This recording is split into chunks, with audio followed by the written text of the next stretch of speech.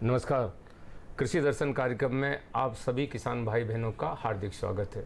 किसान भाइयों, आज हम आपको प्राकृतिक खेती के बारे में एक वैज्ञानिक जानकारी देंगे। जैसे प्राकृतिक खेती क्या है, सरकार इसके लिए कौन कौन सी योजना चला रही है, किसान भाई इसमें कैसे जुड़ सकते हैं, खरीफ मौसम में जो हमारे किसान भाई हैं वो प्राकृतिक खेती का कैसे लाभ उठा सकते हैं, और गाँव में जो महिला जो सखी के रूप में काम कर रही हैं किसान, वो इस प्राकृतिक खेती योजना से कैसे जुड़ सकती हैं, इस संबंध में जानकारी देने के लिए आज हमारे साथ हैं कृषि विज्ञान केंद्र बुरहानपुर से अमोल रामकृष्ण देशमुख जी। आपका कार्यक्रम में स्वागत है।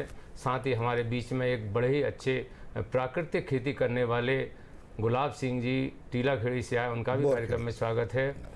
तो देशमुख जी, सबसे पहले हम आपसे जानना चाहेंगे कि ये प्राकृतिक खेती है क्या?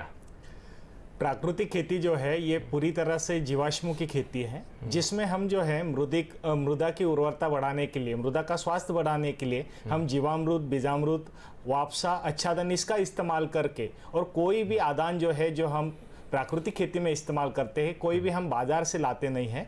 हम जो है इसमें लगने वाले सारे आदान किसान के खेत पे ही तैयार करते हैं और अपने भूमि में डालते हैं, और हमारे भूमि का स्वास्थ्य अच्छा होगा तो आने वाली जो हमारी फसल है वो भी अच्छी होगी और हमारी उत्पादकता अच्छी रहेगी। तो किसान भाइयों, प्राकृतिक खेती वही खेती है जो अपने स्थानीय फसल अवशेष से, या हमारे पास जो गाय भैंस हैं उनके गोमूत्र से, खास तौर से गाय के गोमूत्र और गोबर से उसको पक्की खाद बनाकर कंपोस्ट विधि से उसको खेत में डाला जाए और उसी से कीटनाशक तैयार किया जाए, जो कम लागत में अधिक उत्पादन देती है, उसी को प्राकृतिक खेती कहते हैं। देशमुख जी, भारत सरकार के द्वारा किसानों के लिए अनेक कल्याणकारी योजनाएं चला रही हैं, तो उसमें क्या प्राकृतिक खेती के लिए कोई योजना चल रही है तो बताएं। जी दिनेश जी, आपने बहुत अच्छा प्रश्न पूछा है। भारत सरकार द्वारा जो है किसान कल्याण मंत्रालय द्वारा जो है अभी जो है राष्ट्रीय प्राकृतिक खेती योजना 2024 से शुरू की गई है, जिसमें जो है भारतवर्ष के लगभग 1 करोड़ किसानों को प्राकृतिक खेती अपनाने के लिए जागरूक किया जा रहा है। उसको प्रोत्साहन देने हेतु ही राष्ट्रीय प्राकृतिक खेती योजना की शुरुआत की गई है। इसमें जो है हम खरीफ सीजन और रबी सीजन, इन दोनों सीजन में राष्ट्रीय प्राकृतिक खेती योजना के लिए किसानों को जुड़ने के लिए आह्वान कर रहे हैं। उसके लिए इस योजना के तहत किसान भाइयों को जो है 2 माह प्रति सीजन ऐसे 4,000 रुपये जो है अनुदान के रूप में भी प्रदान किए जा रहे हैं। तो मेरा आग्रह रहेगा कि हर किसान भाई जिनके पास 1 एकड़ भूमि है और 1 देसी गाय है, वो राष्ट्रीय प्राकृतिक खेती की योजना का भाग बने। देशमुख जी बता रहे हैं कि सरकार चाह रही है कि किसान प्राकृतिक खेती की जो योजना चल रही है उससे जुड़ें। अब सवाल ये है कि किसान इसमें कैसे जुड़ें, कैसे सम्मिलित हों? जो भी किसान भाई राष्ट्रीय प्राकृतिक खेती योजना में सम्मिलित होना चाहते हैं, वो मध्य प्रदेश किसान पोर्टल, ये जो हमारा पोर्टल है उस पर आपका मोबाइल नंबर डाल के आप पंजीयन कर ले। पंजीयन करने के बाद आपको जो OTP आएगा वो उसमें आप दर्ज करें। OTP सत्यापित होने के बाद आपका KYC करना होगा। इसके लिए आपको आधार कार्ड उसमें दर्ज कराना होगा। आपका आधार नंबर दर्ज करने के बाद आपको एक OTP आएगा, उसको भी आपको इसमें सम्मिलित करना होगा। उसके बाद आपका जो खसरा है, खतौनी है, उसका भी आपको डिटेल्स इसमें देना होगा, और आप कौन सी फसल लगाते हैं, क्या फसल आप करना चाहते हैं, इसका भी विवरण उसमें देना होगा। इस पोर्टल पे आप पंजीकृत हो जाए तो हर किसान जो है राष्ट्रीय प्राकृतिक खेती योजना का हिस्सा बन सकते हैं। तो किसान भाइयों, करना आपको ये है कि जैसे हमारे पास अपने ज़मीन के कागजात जिसे बोलते हैं, खसरा खतौनी है, उसको निकालो, कॉपी निकालो, या तो अपने मोबाइल से, अगर नहीं है तो आपके पास के जो बहुत सारे जो सेंटर चलते हैं वहाँ जाएं, उसको बताएं, वहाँ पंजीयन कराएं, तो निश्चित तौर से इसका लाभ आपको मिल रहा है। सरकार चाह रही है कि 1 करोड़ किसानों को इस प्राकृतिक खेती राष्ट्रीय योजना चल रही उसका लाभ मिले। डॉक्टर साहब, जो गाँव में जो कृषि सखी योजना चल रही है, तो इस योजना में उन कृषि सखी महिलाओं का क्या रोल हो सकता है, क्या महत्व है उनका? भारत के आदरणीय प्रधानमंत्री जी ने खेती में जो महिलाओं का योगदान बढ़ाने के लिए जो है कृषि सखी योजना की 2024 से शुरुआत की हुई थी। इस योजना के तहत जो चयनित महिलाएं हैं, जो SRLM की NRLM की महिलाएं हैं, वो जो किसान महिला है उनका उससे द्वारा चयन किया गया है और क्लस्टर बनाए गए हैं हर एक जिले में। जैसे बुरहानपुर की अगर मैं बात करूं तो बुरहानपुर में प्राकृतिक खेती के लिए 40 क्लस्टर जो है चयनित किए गए हैं और हर पशु सखी दीदी जो है यानी 2 पशु सखियों को 125 किसान हमने आवंटित किए हुए हैं। वो जो कृषि सखियां हैं उनको कृषि विभाग द्वारा, कृषि विज्ञान केंद्र द्वारा जो खेती किसानी की आधुनिक तकनीकियां हैं, जो बीजारोपण से लेके फसल की हार्वेस्टिंग तक और उसके बाद में जो हम उसका जो हम किसानों के लिए जो भी योजनाएं लाते हैं या जो भी हम मृदा परीक्षण करना चाहते हैं, इनका सारा काम जो है इन कृषि सखियों द्वारा किया जाएगा। साथ ही साथ प्राकृतिक खेती को बढ़ावा देने के लिए जो प्राकृतिक खेती के आदान हैं वो कैसे बनाते हैं, इसका भी प्रशिक्षण ये कृषि सखी दीदी जो है ये किसान भाइयों को देगी। उनका डाटा पूरा जो है ये एनालाइज करेगी और संबंधित विभाग को देगी। किसान भाइयों, अब वक्त है छोटे से ब्रेक का। ब्रेक के बाद फिर आपसे मिलते हैं। अरे सुन तो। मुझे क्या सुनाना चाहते हो? जो सुनाओ मेरी सौतन को। किसको? अरे वही तुम्हारा मोबाइल फोन जिससे सुबह शाम दिन रात चिपके रहते थे और कहते थे किसान कॉल सेंटर से बातें हो रही हैं। अच्छा ये बात है। हाँ, क्यों? क्या हुआ? अब बात नहीं होती क्या? अब तो झट से बात हो जाती है। संबंधी समस्याओं का अपनी भाषा में तुरंत हल पाने के लिए पूरे भारत में किसी भी फोन से हेल्पलाइन नंबर पर संपर्क करें। किसानों का दोस्त किसान कॉल सेंटर। किसान भाइयों, ब्रेक के बाद फिर कार्यक्रम में एक बार आपका स्वागत है। हमारे साथ हैं कृषि विज्ञान केंद्र बुरहानपुर के प्राकृतिक खेती विशेषज्ञ अमोल रामकृष्ण देशमुख जी, साथ हैं सफल किसान गुलाब सिंह जी मेवाड़ा। हम बात करते हैं आज प्राकृतिक खेती के कौन कौन से लाभ हमारे किसान भाई उठा सकते हैं। तो किसान भाइयों, आप देख रहे हैं अब हमारी माताएं बहनें पीछे नहीं हैं। गांव में जो हमारी माताएं बहनें हैं, थोड़ी बहुत पढ़ी लिखी हैं, कृषि सखी के रूप में सरकार उन्हें नियुक्त तो कर ही रही है, लेकिन जो योजनाएं चल रही हैं उसमें भी उनका महत्वपूर्ण रोल है। इनके लिए कोई ऐसा कोई अनुदान या किसी तरह का दिया जाता जी हो? जी, जो कृषि सखी दीदियां हैं उनको जो है प्रति माह 5,000 रुपये का मानधन भी सरकार द्वारा दिया जाएगा इसको प्रोत्साहन देने हेतु। और कृषि सखी दीदियों को दायित्व होगा कि वो अपने गाँव के किसानों को जागरूक करके उनको खेती की जो आधुनिक तकनीकी है उसके बारे में वो बताएं। तो किसान भाइयों, प्रत्यक्ष को प्रमाण की जरूरत नहीं। आज हमारे बीच में किसान ही हैं, उन्हीं से जानते हैं कि प्राकृतिक खेती क्या है, वो कैसे कर रहे हैं, क्या और किसानों को भी वो प्रोत्साहित कर रहे हैं।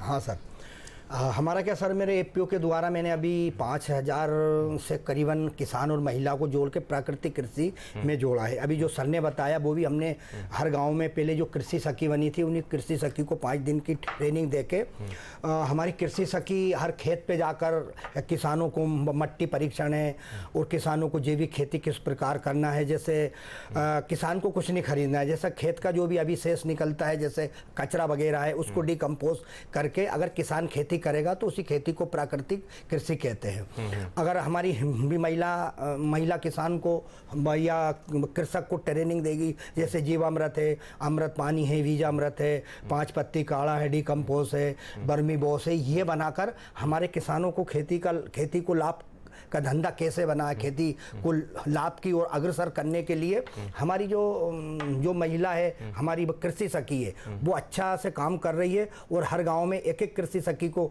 छोड़िए ताकि हमारी खेती लाभ का धंधा बने और जैविक खेती की ओर हमारा किसान जाए, उसको प्राकृतिक कृषि का रूप दिया है। तो हमारी महिला बढ़िया जानकार है और उस जानकारी को हर गाँव में जाकर एक समूह बनाकर एक बढ़िया बैठ कर भी सभी महिला किसानों को जानकारी देते कि अपन प्राकृतिक कृषि करेंगे तो हमारी खेती बराबर लाभ का धंधा बनेगी। और यही हमारी जो कृषि सखी है वो लगातार इस कार्य में लगी है।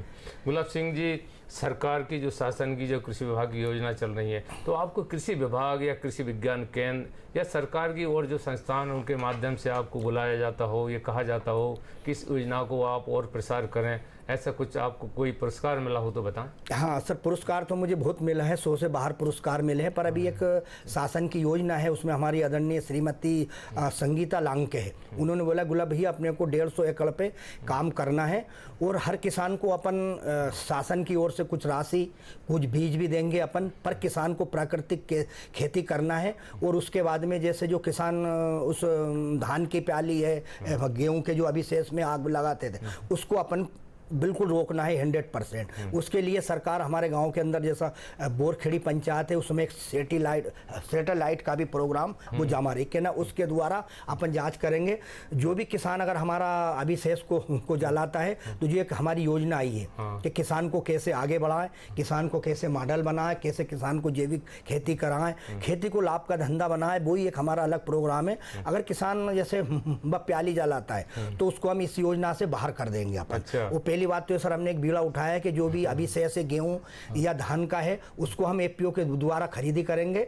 इस बार बारिश के बाद में वो खरीदी करके हम उसी जो अभी शेष निकलेगा उसको हम डिकम्पोज करके केचुआ खाद बनाएंगे। और जो किसान को हमने 150 एकड़ में जोड़े हैं, अगर कोई किसान के पास अगर गाय नहीं है, भैंस, या उसके पास गोबर कम है, तो उसी किसान को हम बेच भी देंगे और उसी से अभी शेष खरीद के डिकम्पोज करके उसी को हम पैसे के रूप में देंगे ताकि वो अपना खेत में उसका इस्तेमाल करे। तो क्यों किसान भाइयों को तो अब सजग होना चाहिए। क्यों किसान भाइयों, उपग्रह जो सैटेलाइट ऊपर रहता है आसमान में, उसमें से जांच होगी, अगर आपने आग लगाई तो आप सारी योजनाओं से बाहर हो जाएंगे। इसलिए उसका उपाय बता रहे गुलाब सिंह जी। कुछ किसान जैसे अब धान की फसल आएगी, धान की फसल उगाने के बाद उसका जो पुआल होंगे उनको सरकार कुछ केंद्रों के माध्यम से खरीदेगी, उसका उपयोग होगा खाद के रूप में। इसलिए आप सदुपयोग करें, आम के आम गुठलियों के नाम।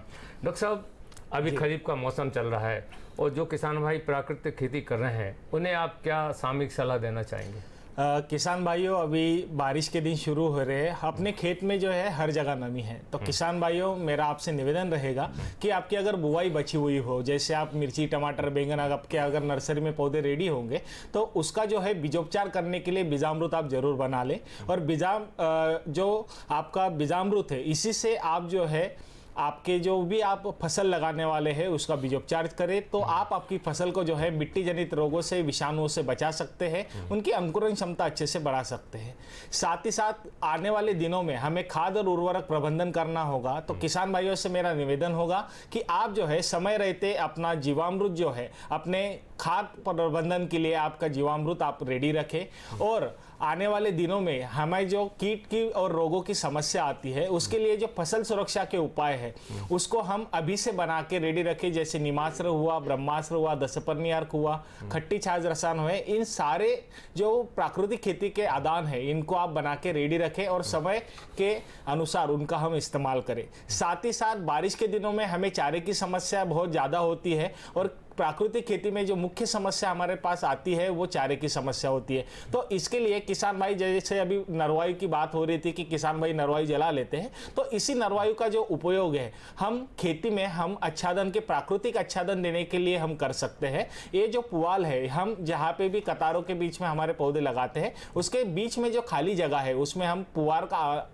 पुआल हम बिछा देंगे तो प्राकृतिक आवरण हो जाएगा। और अगर आप ये नहीं करना चाहते हैं तो आप सजीव आवरण, यानी उसमें अगर इंटरक्रॉपिंग आप करते हैं, मिश्र खेती अगर करते हैं, जैसे मैं अगर बात करूं कि आपने केली लगाया हुआ है तो केली के बीच में आप जो है धनिया या लहसुन, इनका भी इंटरक्रॉपिंग करके आप एक प्राकृतिक आवरण दे सकते हैं। तो किसान भाइयों, फायदा ही फायदा है प्राकृतिक खेती में, अपने स्थानीय संसाधन का काफ़ी लाभ उठा सकते हैं।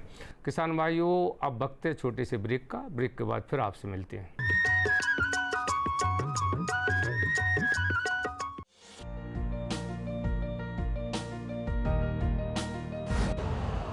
यूरिया का स्वदेशी उत्पादन 70 लाख टन बढ़ाने के लिए 6 उर्वरक संयंत्रों का उद्धार किया जा रहा है। FCIL के गोरखपुर, सिंदरी, तलचर और रामागुंडम संयंत्र, HFCL की बरौनी इकाई और BVFCL की नामरू फोर्थ। सोने पर सुहागा ये है कि देश में अब बनेगा सिर्फ नीम लेपित यूरिया, क्योंकि इससे होगा किसानों का फायदा ही फायदा। अनाज का उत्पादन 10% तक बढ़ेगा, बढ़ेगी 10 से 15% नाइट्रोजन क्षमता।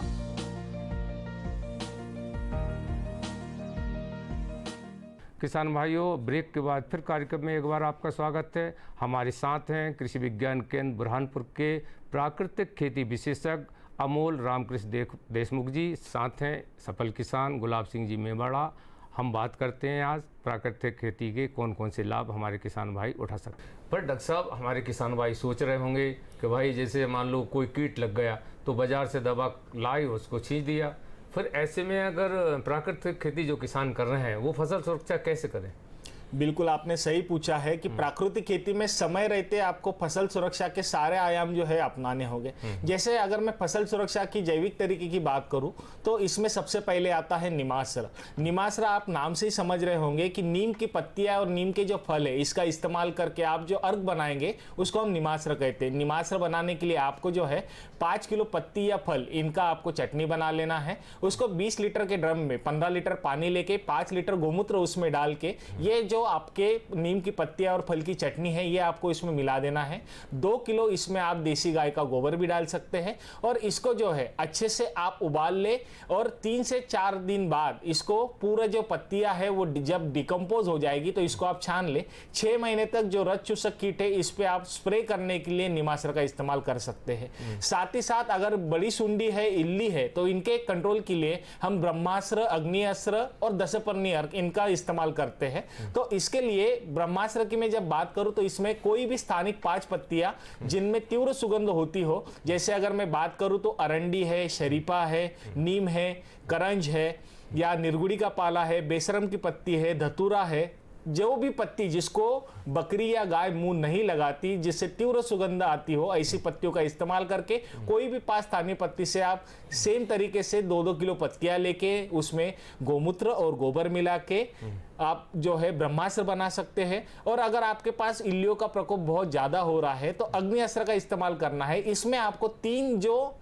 चीज़ें हो जो एक्स्ट्रा यूज़ करनी है वो है एक तीखी देसी तंबाकू, दूसरा देसी लहसुन और तीखी जो छोटी वाली तीखी मिर्च आती है हरी वाली, उसकी चटनी बना के आपको इसमें डालना है और आपको जो है अग्निअस्त्र उबालना है और इसको ठंडा करके आप स्प्रे के लिए इस्तेमाल कर सकते हैं। समय से अगर आप जो आपकी इल्ली है उसी अवस्था में अगर इसको आप स्प्रे करते हैं तो आप इसको जो है आप दूर भगाने का काम करते हैं, एक्चुअली रिपेलेंट का काम करता है। आपकी जो फसल है इस पे आपका कीट का प्रकोप नहीं होता है।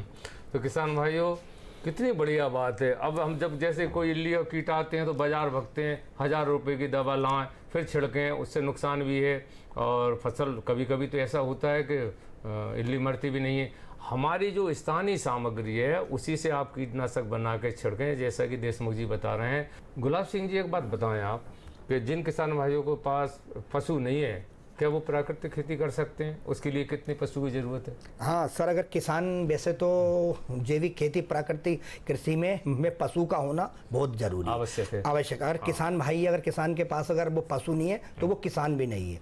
पर लेकिन अगर वो कर सकता है सर, जैसे हमारी एक योजना है वही केंद्र वाली, उन्होंने बोला हमारी मैडम ने कि सर अगर गुलाब भैया अगर किसी किसान के पास पशु नहीं है, अगर वो उसको जैविक खेती कराएंगे तो अपन जो किसान के पास ज़्यादा पशु है उनको अपन या आपके एपीओ के द्वारा जो भी आप बर्मी कंपोस्ट बना रहे तो वो हम एपीओ के द्वारा खरीद के उस किसान को देंगे ताकि वो जैविक खेती कर सके। और एपीओ तो सर ऐसा बना है, जो एपीओ किसान उत्पादन संगठन है ये लगातार किसानों के बीच में यही काम कर रहा है कि प्राकृतिक कृषि करना है, पशुपालन करना है, अधिक से अधिक वृक्ष लगाना है। सर मेरा ये है कि मैं 12.5 महीना वृक्ष लगाता हूँ करीबन। मैंने इस बार भी इस 2025 में भी 1 लाख का मेरा लक्ष्य है पौधा लगाने का। मतलब किसानों को जा के किसी को अपन शासन की योजना से हॉर्टिकल्चर से लगवा देंगे या अपन आजीविका समूह जो मध्य प्रदेश एनआरएल है उसके द्वारा, मतलब किसी प्रकार से किसान को लाभ कहीं से मिले, ये हमारा एपीओ का काम है। जी, ऐसा लग रहा है कि आप तो पर्यावरण के प्रति भी कितने जागरूक हैं। किसान भाइयों, आप देख रहे हैं ये किसान हैं, न केवल ये फसल अच्छी हो,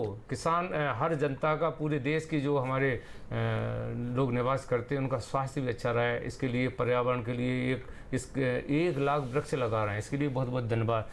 देशमुख जी, जो युवा हैं किसान युवा हैं, गांव में रहते हैं, उनके लिए आप क्या कहना चाहेंगे प्राकृतिक खेती से संबंधित? युवाओं से मेरा निवेदन रहेगा कि युवा जो है वो हर जिले में कृषि विज्ञान केंद्र जो है प्रस्तापित है। तो युवक भाई जो है, ये हमारा जो ग्रामीण युवक और युवतियों के लिए प्रशिक्षण होता है, जिसको हम RY रूरल यूथ ट्रेनिंग कहते हैं। तो हर कृषि विज्ञान केंद्र में जाके आप जो अपने रोजगार के साधन है, जैसे बकरी पालन हुआ, मुर्गी पालन हुआ, और साथ ही साथ गाय पालन, भैंस पालन, और आगे जाके मैं कहूँगा कि आप प्राकृतिक खेती का भी प्रशिक्षण ले। अगर आप प्राकृतिक खेती से जुड़ेंगे तो सरकार भी आपको बढ़ावा देने के लिए अनुदान भी दे रही है कि आप प्राकृतिक खेती से जुड़े, क्योंकि सरकार का मंशा है कि आने वाले समय पे जो है ये प्राकृतिक उत्पादों के लिए मंडी का भी व्यवस्था सरकार कर रही है। तो नव युवकों को लेके ये अच्छा अवसर रहेगा, रोजगार का बहुत अच्छा अवसर रहेगा कि ये प्राकृतिक खेती के जो उत्पाद है उनको वो बेच के अच्छा लाभ कमा सकते हैं।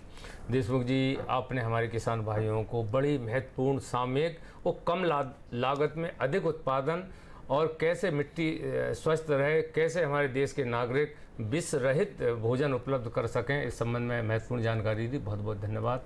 और गुलाब सिंह जी, आपने किसानों के प्रतिनिधि के रूप में कितनी बढ़िया बात बनाई, किसानों को आप प्रोत्साहित कर रहे हैं, बहुत बहुत धन्यवाद। किसान भाइयों, अब समय है खबरें खेती का, आइए देखते हैं। नमस्कार किसान भाइयों, खबरें खेती की में आपका स्वागत है। सबसे पहले एक नजर कृषि से जुड़े आज के प्रमुख समाचारों पर। किसानों की समस्याएं देखकर होगा अनुसंधान, एक बगिया मां के नाम, सोलर पंप पर मिलेगा अनुदान, अब मंडी में ही मिलेगी खाद और पोषण वाटिका प्रशिक्षण। और चलिए अब देखते समाचारों को विस्तार से। केंद्रीय कृषि एवं किसान कल्याण और ग्रामीण विकास मंत्री श्री शिवराज सिंह चौहान ने कहा है कि रिसर्च अब किसानों की समस्या देखकर होगी। जो समस्याएं आई हैं उनका समाधान वैज्ञानिक सुझाएंगे। अधिकारी उन समाधानों को किसानों के बीच ले जाएंगे। One nation one agriculture one team के मंत्र के साथ हम आगे चलेंगे। उन्होंने कहा कि आज ऐसे बीजों की वैरायटी की बात आई है जो सूखे में भी टिक जाएं और ज़्यादा पानी आए तो भी टिक जाएं। जिस चीज़ की ज़रूरत है उस चीज़ की रिसर्च हो। अब रिसर्च किसान भाइयों के खेत से तय होगी, न कि दिल्ली से। श्री चौहान इंदौर में सोयाबीन अनुसंधान संस्थान में आयोजित कार्यक्रम में बोल रहे थे। उन्होंने कहा कि खेती भारतीय अर्थव्यवस्था की रीढ़ है, किसान उनकी आत्मा है। सोयाबीन के अलग अलग उत्पाद कैसे बने, इस पर हम काम करेंगे। इससे उसका मूल्य भी बढ़ेगा, जिसका लाभ किसानों को मिलेगा। कृषि मंत्री ने कहा कि सरकार ऐसी नीति बनाएगी जिससे उत्पादन भी बढ़े और किसानों को दाम भी अच्छा मिल सके। मुख्यमंत्री डॉक्टर मोहन यादव ने कहा है कि प्रदेश में एक बगिया मां के नाम से नई योजना शुरू की जा रही है। इससे प्रदेश स्तर पर स्व सहायता समूह की 30,000 महिलाओं की 30,000 एकड़ भूमि पर लगभग 900 करोड़ की लागत से आजीविका संवर्धन के लिए 30 लाख उद्यानिकी पौधों का रोपण कर फल उद्यान विकसित किए जाएंगे। मुख्यमंत्री मंत्री परिषद की बैठक में बोल रहे थे। उन्होंने कहा कि इस योजना में हितग्राहियों को पौधे, खाद, गड्ढे खोदने के साथ ही पौधों की सुरक्षा के लिए तार फेंसिंग और सिंचाई के लिए जलकुंड बनाने के लिए भी धनराशि प्रदान की जाएगी। उद्यान विकास के लिए महिला हितग्राहियों को प्रशिक्षित भी किया जाएगा। चुनी गई महिला हितग्राही के नाम पर भूमि नहीं होने की दशा में उस महिला के पति, पिता, ससुर या पुत्र की भूमि पर उनकी सहमति के आधार पर पौधारोपण किया जाएगा। किसानों को सिंचाई की सुविधा उपलब्ध कराने के साथ ही फसलों की लागत कम करने के लिए सरकार द्वारा किसानों को सब्सिडी पर सोलर पंप उपलब्ध कराए जा रहे हैं। इसी कड़ी में मध्य प्रदेश सरकार द्वारा किसानों को सब्सिडी पर सोलर पंप उपलब्ध कराने के लिए प्रधानमंत्री कृषक मित्र सूर्य योजना शुरू की गई है। मुख्यमंत्री डॉक्टर मोहन यादव ने योजना के तहत राज्य स्तरीय solar power pump portal launch किया। इस मौके पर उन्होंने कहा कि प्रधानमंत्री कृषक मित्र सूर्य योजना के तहत किसानों को 90% अनुदान पर 5 हॉर्स पावर से लेकर 10 हॉर्स पावर तक के सोलर पंप दिए जाएंगे। उन्होंने कहा कि हमारी सरकार किसानों को 5 हॉर्स पावर का सोलर पंप मात्र 30,000 रुपये में, 7.5 हॉर्स पावर का पंप 41,000 रुपये में और 10 हॉर्स पावर का सोलर पावर पंप मात्र 58,000 रुपये में मुहैया कराएगी। मध्य प्रदेश के नर्मदापुरम जिले के किसानों के लिए एक नई व्यवस्था शुरू की गई है। अब किसानों को खाद खरीदने और अपनी उपज बेचने के लिए अलग अलग जगहों पर नहीं भटकना पड़ेगा। कृषि उपज मंडी परिसर में ही मार्कफेड के माध्यम से खाद उपलब्ध कराई जाएगी। इसके लिए मंडी प्रबंधन ने परिसर में एक गोदाम मार्कफेड को किराए पर दिया है। मंडी परिसर में कृषि विभाग के 4 बड़े टीन शेड भी मौजूद हैं जो बारिश के दौरान किसानों को आश्रय देंगे। इसके अलावा परिसर में पेयजल और कैंटीन की सुविधा भी उपलब्ध होगी। मंडी प्रबंधन का कहना है कि गोदाम को किराए पर देने से मंडी की आय में भी वृद्धि होगी। कुपोषण रोकथाम और लोगों को अच्छा पोषण देने के लिए कृषि विज्ञान केंद्रों में पोषण वाटिका बनाने और उसके रखरखाव के लिए कृषि वैज्ञानिकों द्वारा समय समय पर प्रशिक्षण कार्यक्रम आयोजित किए जाते हैं। इसी सिलसिले में बुरहानपुर कृषि विज्ञान केंद्र में पोषण वाटिका के लिए मौसमी सब्जियों के बीजों का वितरण किया गया। इस मौके पर केंद्र के वरिष्ठ वैज्ञानिक डॉक्टर संदीप कुमार सिंह ने बताया कि घर की खाली जगह, खेतों के कुछ हिस्सों या फिर घर की छत पर भी आसानी से पोषण वाटिका बनाई जा सकती है। पोषण वाटिका के माध्यम से घर पर ही रसायन मुक्त सब्जियां उगाई जा सकती हैं। इस अवसर पर वैज्ञानिक डॉक्टर मेघा विभूति समेत अन्य वैज्ञानिकों ने पोषण वाटिका बनाने के तरीके बताए।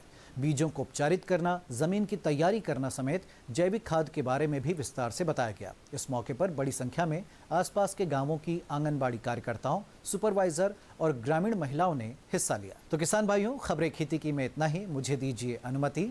नमस्कार। तो किसान भाइयों, अभी आपने देखा, अगर हमें कम लागत में अधिक उत्पादन करना है, अगर हमें मिट्टी का स्वास्थ्य अच्छा रखना है, अगर हमें हमारे देश के नागरिकों को स्वस्थ भोजन उपलब्ध कराना है बगैर रासायनिक दवाओं के, तो हमें प्राकृतिक खेती करना ही पड़ेगा, वो करना भी चाहिए। इसके लिए अनेक सरकारी योजनाएं चल रही हैं, उनका लाभ लें। अगले कार्यक्रम में फिर ऐसी नई जानकारी के साथ आपसे मिलेंगे। तब तक के लिए नमस्कार।